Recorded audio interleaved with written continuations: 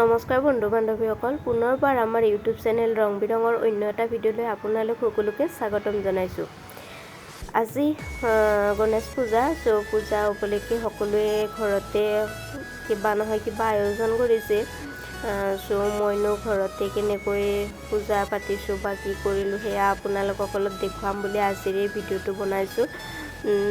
ভিডিঅ'টো সম্পূৰ্ণকৈ চাব, নিশ্চয় ভাল পাব আৰু যদি ভাল পায় সঁচাকৈ তেনেহ'লে লাইক কমেণ্ট শ্বেয়াৰ কৰিব আৰু কাষতে থকা বেল আইকনটো বজাই অল কৰি ৰাখিব যাতে আহিবলগীয়া ভিডিঅ'বোৰৰ ন'টিফিকেশ্যনবোৰ আপুনি সকলোতকৈ আগত পায়।